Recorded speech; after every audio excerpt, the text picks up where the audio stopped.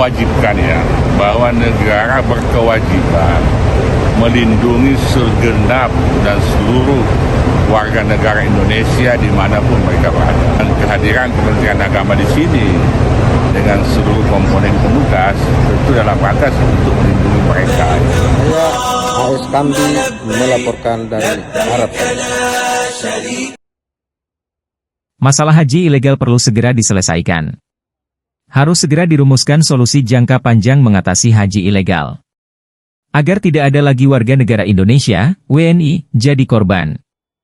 Hal itu ditegaskan Ketua Komisi 8 DPR RI Asyabul Kahfi di King Abdul Aziz International Airport, KAIA, Jeddah, Arab Saudi, Sabtu, 8 Juni 2024 tengah malam waktu Arab Saudi, WAS, atau Minggu, 9 Juni 2024, pagi waktu Indonesia Tengah.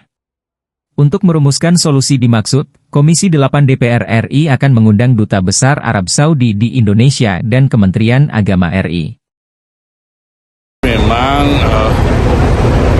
dari informasi yang kami dapatkan bahwa memang cukup banyak ya calon jemaah haji yang sampai hari ini itu masih berusaha untuk melaksanakan ibadah haji dengan menggunakan visa non-haji, termasuk visa ziarah dan boleh jadi juga visa umroh gitu kan. Nah, pada prinsipnya kami mendukung dan mengapresiasi ya pemerintah Arab Saudi melalui Kementerian Haji dan Kementerian Agama yang berusaha untuk menertibkan para calon jemaah haji yang tidak menggunakan visa haji yang untuk segera dihimbau untuk kembali segera ke tanah air. Karena itu pasti akan kena sanksi tegas dari pemerintah Arab Saudi kalau mereka tetap memaksakan untuk berhaji dengan menggunakan visa non-haji.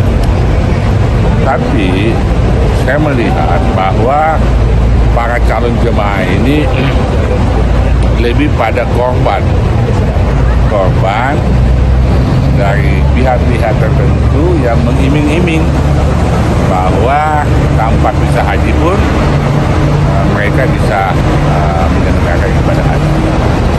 Tapi tahun ini saya kira sudah sangat sulit, sangat berat ya. Dan memang itu kita harapkan. Kenapa ini perlu ditertibkan? Karena dalam rangka untuk mengontrol. Karena kalau jemaahnya ini sudah over capacity, itu kan sudah sulit kita kontrol. Dan itu mengganggu kenyamanan, ketertiban, bahkan bisa mengancam keselamatan para jamaah kalau jumlah jemaah haji ini tidak bisa kita kontrol lagi. Contoh tahun 2023 kemarin, tenda Mina yang harusnya hanya diisi 200 orang, diisi sampai 400 orang oleh jemaah-jemaah yang tidak menggunakan visa haji. Nah, yang babak belur itu Kementerian Agama. Seolah-olah dianggap ini ulahnya Kementerian Agama. Padahal ini ulah oknum-oknum yang tidak bertanggung jawab, yang berusaha dengan berbagai macam cara, mungkin termasuk bekerja sama, maaf ya, dengan pihak-pihak yang memiliki otoritas untuk mengeluarkan tasrik. Karena untuk masuk di Musnah itu kan harus menggunakan tasrik. Nah, pertanyaannya dari mana mereka dapatkan tasrik? Tentu dari pihak-pihak yang memiliki kewenangan di Musnah itu. Nah, itu sekali lagi, yang pertama kami himbau agar para calon jemaah untuk tertib, disiplin, dan segera kembali ke tanah air. Tidak usah memaksakan berhaji dengan menggunakan visa non-haji. Yang kedua, kami mendukung ya sikap tegas Kementerian Haji Arab Saudi untuk melakukan penertiban, apakah di Mekah, Madinah, dan di Jeddah, untuk meminimalisir, dan kalau bisa sama sekali nggak boleh lagi ada calon jemaah haji yang menggunakan visa. Siapa yang akan diberi Ya tentu kita mendukung ya. Kita mendukung dan insya Allah kan gini Pak, memang sesungguhnya tidak mudah ya mengurai secara keseluruhan persoalan penyelenggaraan ibadah haji. Kenapa? Ini dampak dari besarnya, tingginya animo umat Islam Indonesia untuk berhaji. Menimbulkan masalah. Masalahnya apa? Antrian menjadi terlalu panjang. Karena antriannya yang panjang banget sampai 40 tahun, maka muncullah pikiran-pikiran atau upaya-upaya lain agar mereka bisa berhaji tanpa harus menunggu 40 tahun. Nah, ternyata ada pihak-pihak yang memanfaatkan ini. Ayo udah kita berhaji pakai visa ziarah lah dan sebagainya.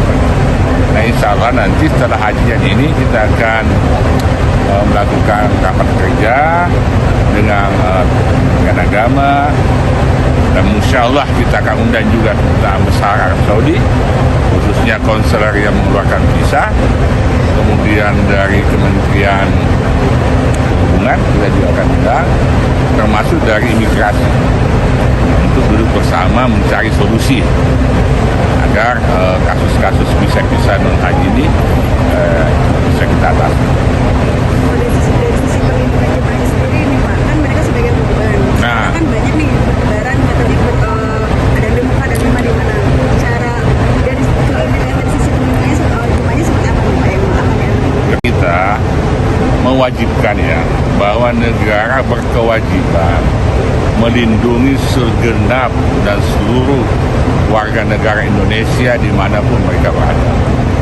Dan kehadiran Kementerian Agama di sini dengan seluruh komponen petugas tentu dalam rangka untuk melindungi mereka. Cara melindunginya bagaimana? Ya udah kamu pulanglah, ya kan, gitu kan? Jangan paksakan tinggal di sini. Kalau kena, kan kena penertiban, nah denda lah, bisa malah di penjara ya.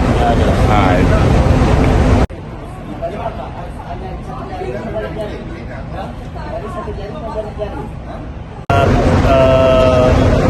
Berharap ya tentunya dari para petugas-petugas haji kita terutama, karena ini terkait dengan pelayanan kepada jamaah, dan dari tahun lalu juga sudah terbukti bahwa pelayanan dari petugas-petugas ini cukup baik, dan insya Allah dengan keberadaan teman-teman petugas ini akan lebih membuat baik lagi pelayanan jamaah haji kita.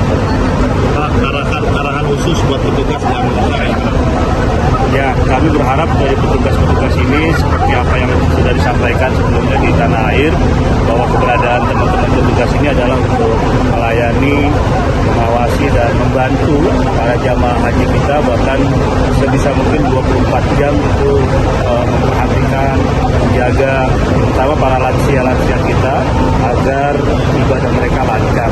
Dan yang terpenting para petugas ini harus sehat, harus kuat, dan harus menjaga stamina-nya itu sendiri. Jadi kami sangat mengapresiasi kerja-kerja para petugas haji, dan mudah-mudahan ini bisa lebih baik lagi dari tahun yang lalu.